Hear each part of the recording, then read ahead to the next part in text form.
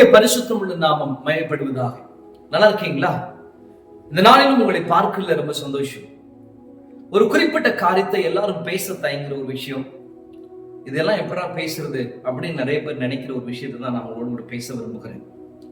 சென்னையிலே, தமிழ்நாட்டுடைய பரவலாக பல மாவட்டங்களிலே ஒரு பேரணி ஒன்று நடந்து கொண்டிருக்கிறதை நாம் கேள்விப்பட்டிருப்போம், நாம் கண்டிருப்போம். இந்த பேரணிக்கு அவர்கள் வானவில் பேரணி என்பதாக சொல்கிறார்கள். இந்த வானவில் பேரணியிலே கலந்து கொள்கிறவர்கள் என்ன சொல்றாங்கன்னா, இது எங்களுடைய பெருமை என்பதாக சொல்கிறார்கள். இந்த வானவில் பேரணி வருஷத்துக்கு ஒருவர் நடக்கிறதுக்கு பதிலாக டெய்லி நடந்தா நல்லா இருக்கும், எங்களுக்கு ரொம்ப சந்தோஷமா இருக்கும்னு சொல்றாங்க. அதுல ஒருவர் சொல்லுகிறார், இத்தனை நாட்கள் என்னுடைய நண்பனை, அவர் ஒரு ஆண், அவர் சொல்றாரு, என்னுடைய நண்பனை வெளியே கூட்டிக் கொண்டு சுத்துக்கிறது கொஞ்சம் ஒரு மாதிரி இருந்தது. இன்னைக்கு யாரை பத்தி நான் கவலைப்படல, அவனோடு நான் எப்படி ஆடணுமோ, எப்படி இருக்க விரும்புகிறேனோ அப்படி எல்லோருக்கும் என்பதாக இருக்கு என்பதாக சொல்கிறார். ஒரு பெண் சொல்லுகிறாள், என்னுடைய நண்பியோடு கூட நான் இருப்பது ஒரு பெரிய சந்தோஷம், அவன் என் வாழ்க்கை கிடைச்சது ஒரு பொக்கிஷம், அவளைத்தான் நான் திருமணம் முடிச்சுக்க போறேங்கிறார். இன்னொருவர் சொல்லுகிறார், நான் ஆணையும் நேசிக்கிறேன், பெண்ணையும் நேசிக்கிறேன், நான் பல பால் ஈர்ப்பாளர்கள் என்பதாக சொல்கிறார்கள்.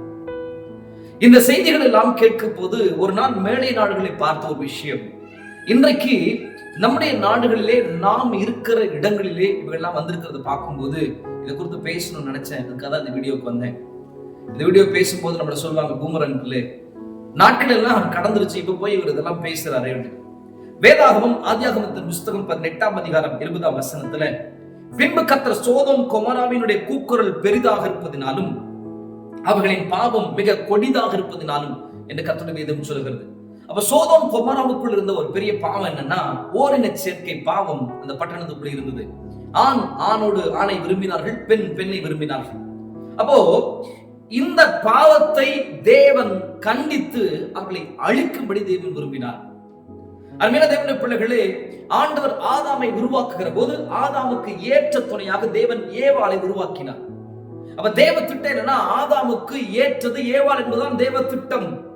ஆனால் இன்றைக்கு ஆதாம்கள் என்ன செய்கிறார்கள், தங்களுக்கு ஏற்ற துணையாக ஸ்டீவையோ அல்லது ஏதோ ஒரு ஆணையோ அவர் விரும்புகிறார்கள். அது அல்ல தேவ திட்டம். ஒருவேளை ஆதாமுக்கு ஏற்ற துணையாக ஒருவேளை ஸ்டீவ் இருப்பார் அப்படின்னு தேவன் நினைச்சிருந்தார்னா, ஒருவேளை வேறொருவர் இருப்பார் ஆண்டவர் நினைச்சிருந்தா இன்னொரு ஆணை தேவன் உருவாக்கி இருக்க வேண்டும். ஆனால் ஆண்டவர் ஆணை உருவாக்காமல் தேவன் ஒரு பெண்ணை உருவாக்கினார். அதுதான் வேதாகம் ஏற்ற துணை என்பதாக சொல்லுகிறது.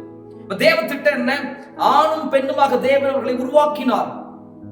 ஆண்டவர் ஒரு ஆணையும் ஒரு பெண்ணையும் தேவன் உருவாக்கினார். அதுதான் தேவ திட்டம். அப்படியானால் ஒரு குடும்பம் என்பது ஒரு ஆணும் பெண்ணும் இணைந்திருக்கிற ஒன்று.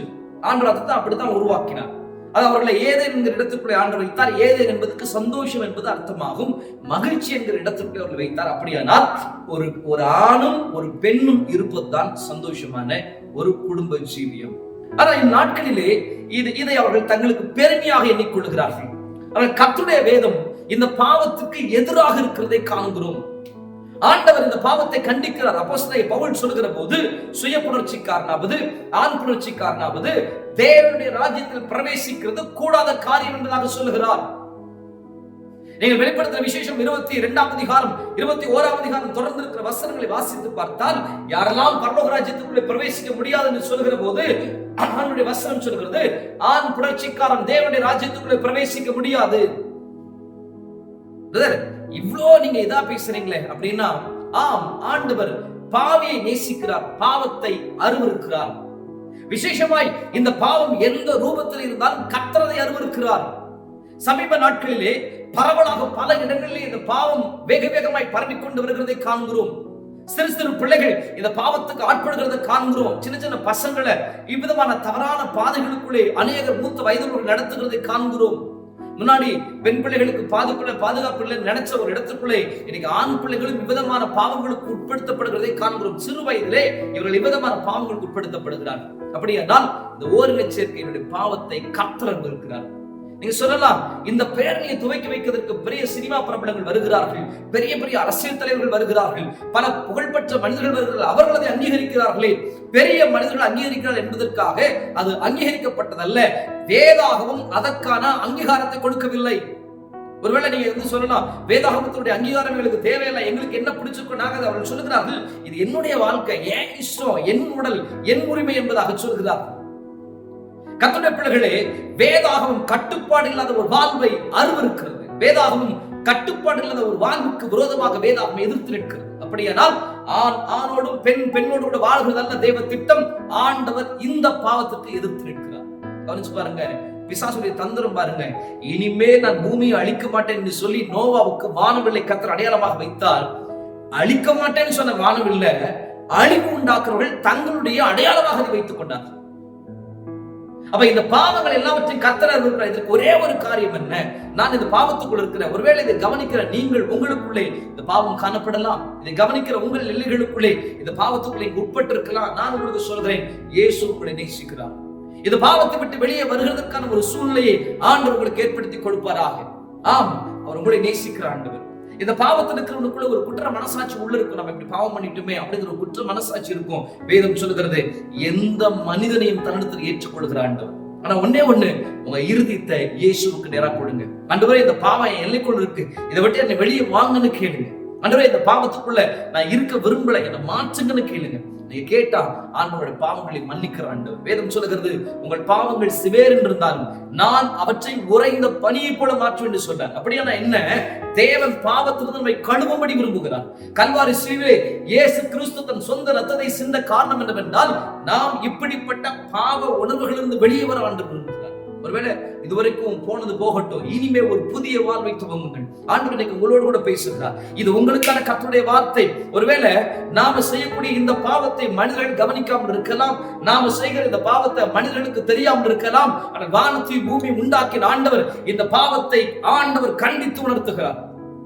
அவர் உங்கள் இருதயங்களை காண்கிற ஆண்டவர், உங்க இருதயங்களை கவனிக்கிற ஆண்டவர். ஒன்னே ஒண்ணு செய்யுங்க, அவர் பக்கமாய் திரும்புங்கள். ஆண்டவரே, எனக்கு இறங்குங்கன்னு கேளுங்க. ஆண்டவரே, என் வாழ்க்கையிலே ஒரு மாற்றத்தை தாங்கன்னு கேளுங்க. நீங்க கேட்டா ஆண்டவர் இறங்குவார். உங்களுக்கான செய்தி இதுதான்.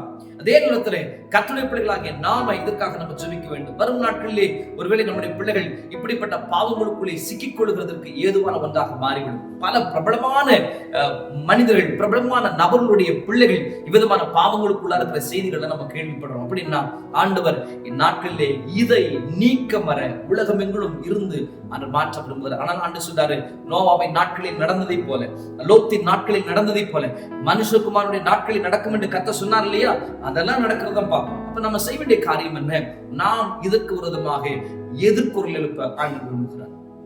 மனிதர்கள் அங்கீகரிக்கிறார் என்பதற்காக நாம் அதை அங்கீகரித்து விட முடியாது. வேதாகமம் அதை அருவருக்கிறது. வேதாகமம் அதை வேண்டாம் என்று சொல்கிறது. வேதாகமம் ஒரு காரியத்தை வேண்டாம் என்று சொன்னால் நாமும் அதை வேண்டாம் என்று சொல்ல ஆண்டு விரும்புகிறார். அதனால கர்த்தருடைய ஊழியனாக வேதாகமம் எதிர்க்கிற ஒன்றை நானும் எதிர்க்கிறேன். இந்த ஓரின சேர்க்கையினுடைய பாவம் கர்த்தருடைய பார்வையிலே அருவருப்பான ஒன்று. இதை செய்கிறவர்கள் தேவ சமூகத்திலே மனம் திரும்பினால் ஆண்டவர்களுக்கு இறங்குவார். ஆண்டவர் ஆதாமுக்கு இன்னொரு ஏவாளை உருவாக்கினரே அல்லாமல் தேவன் ஆதாமுக்கு ஸ்டீவை உருவாக்கவில்லை. அதனால நாம தேவனுக்கு திரும்புவோம், கர்த்தபட்சமாய் திரும்புவோம். இப்படிப்பட்ட பாவத்தில் இருக்கிற ஜனங்களுக்காக ஜெபிப்போம். God bless you. ஆண்டவர்களை ஆசீர்வதிப்பாராக.